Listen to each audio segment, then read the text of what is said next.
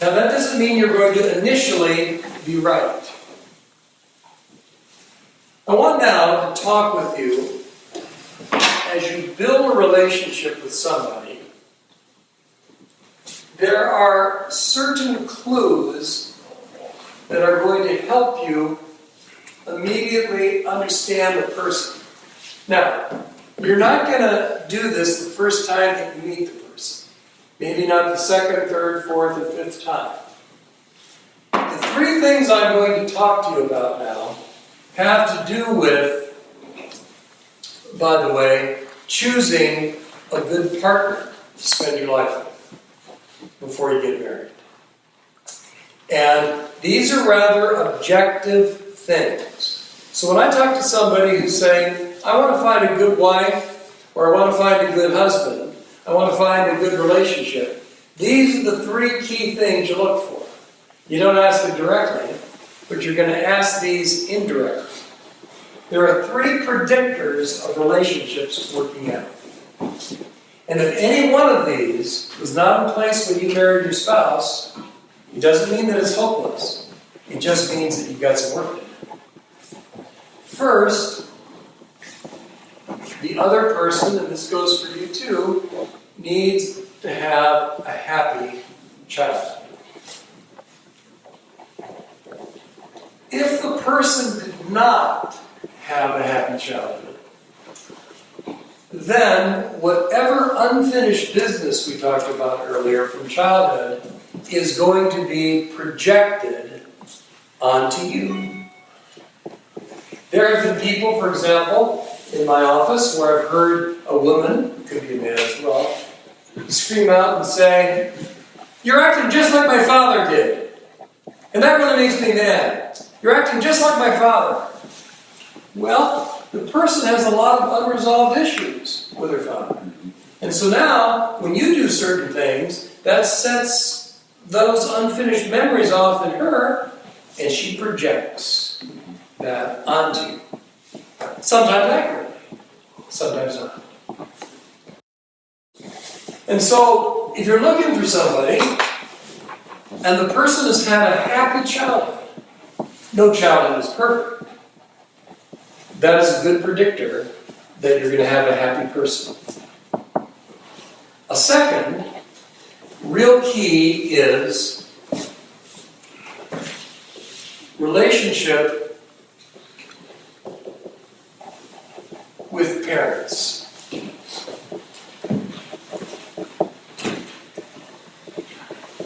Now, this is almost going to sound contradictory, but I don't want it to.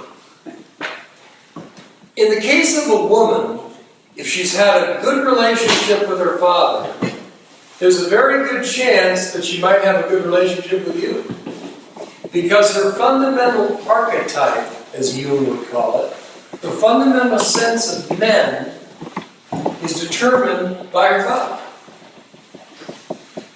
And so if she did not have a good relationship with her dad, she's going to be carrying a lot of those things and projecting them onto you. And mother is a key. Show me a person with psychological problems or behavioral health problems. I'm going to show you somebody with a conflict growing up with mom. I don't know what it is. I can't explain why God made it this way. There is no more important relationship in our lives than our mother. If we had time, I could give you several examples of how that works. Jeff, is that mother-son and mother-daughter? Yes, mother-son and mother-daughter. Gals that have not had good relationships with mother frequently have some of the most severe psychopathology that we work with. So a little girl this week that I was working with has been cutting herself. A real screwy relationship with mom. Cutters are another weekend. Okay? But so we look for a happy childhood, we look for a good relationship with parents, and mother being a key. And the third, we look for people that have good relational models in their lives. I think I said this at one of the meetings that we had before, Mike. But often when I go to universities and we'll talk about, or sometimes I've taught marriage and family, I will ask the group, can you name for me what a good marriage looks like? And other than silly answers, there isn't a person in the class that can name a good marriage. What dad is like, what mom is like, what husband is like, what wife is like. What does a good relationship look like? Now, you'll be pleased to know that in America, the divorce rate is going down. And that's because people aren't getting married. They're living together. And so, is that the kind of relational model that you want to grow up with?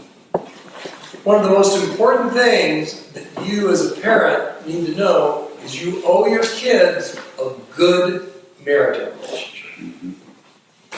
And there are times where a healthy divorce, and that's not an oxymoron, can actually be better for a person than a sick marriage.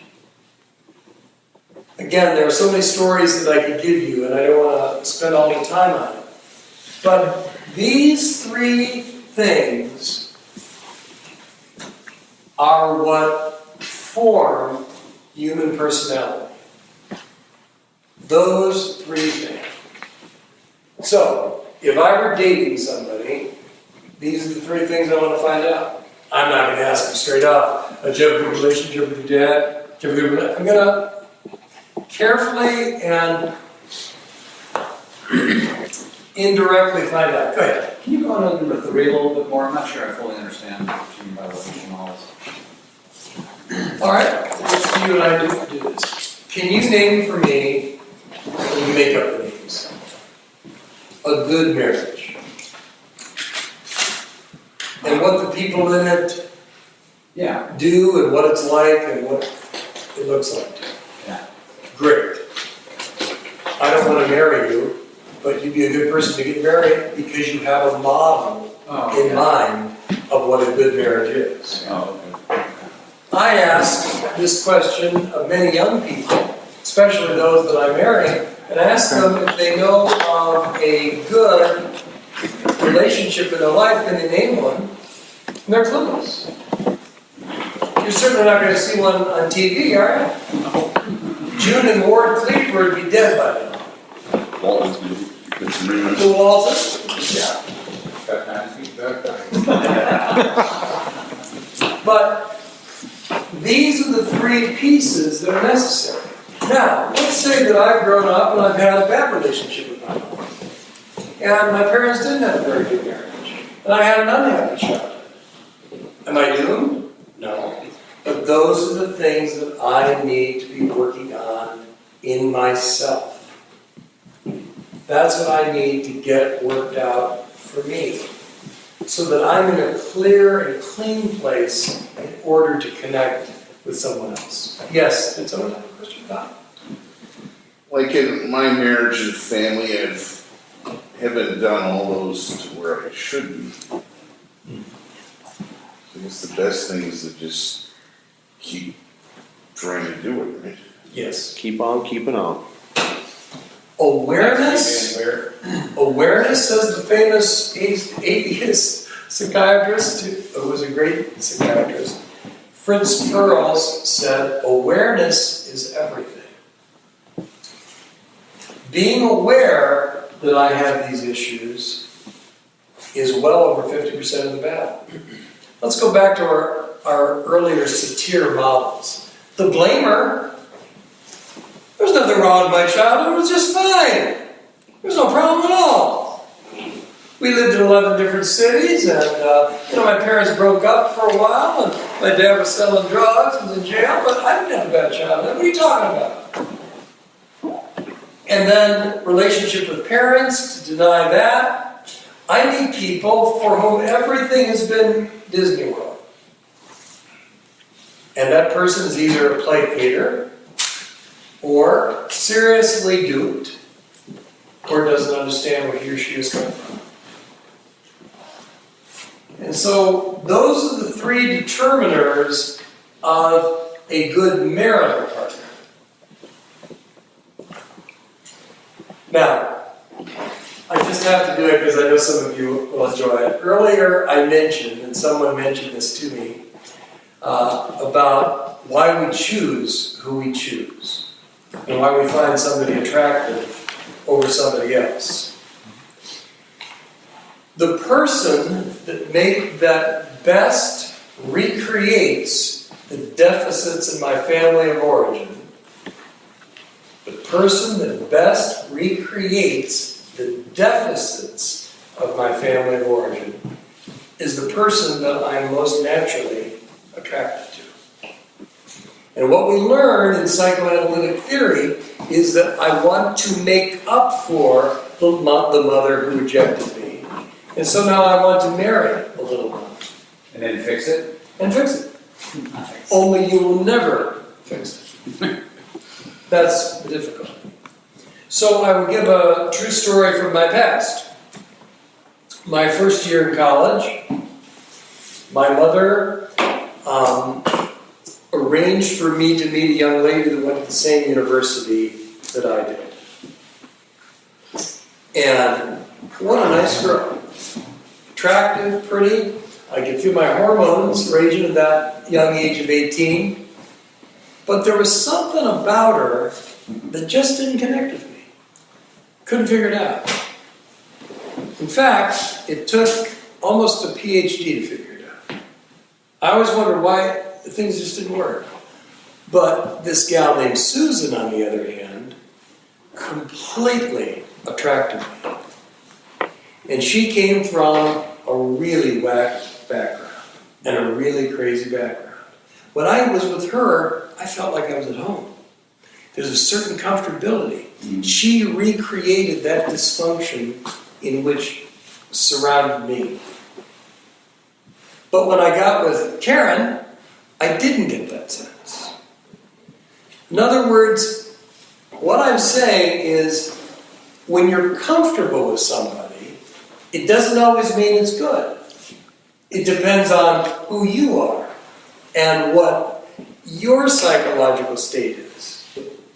Oftentimes, I've said this a jillion times in therapy to people, if you are really attracted and comfortable with this kind of person, run. Get with somebody to whom you're not so overwhelmingly attracted. Because that person is probably a healthier pain. That's it. Does it always have to be a negative context? So, could you find something in your wife or fiancé? Yes, no, it can be also positive. Okay.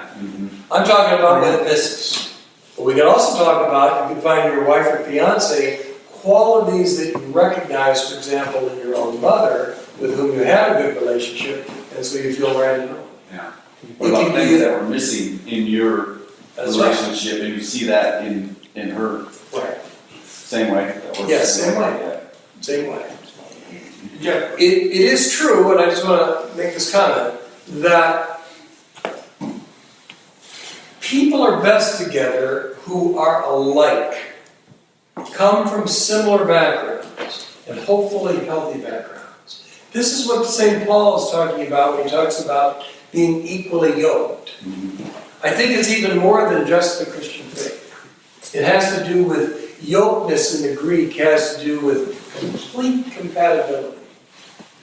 Equally yoked, yes. I'm just curious as to how successful some of the therapy out there, like the Mado type of therapy, is at overcoming these, sometimes large, unfulfilled problems. Well, imagotherapy would be a long discussion here. Imagotherapy is a psychoanalytic approach to therapy that puts a lot of emphasis on what I was just talking about.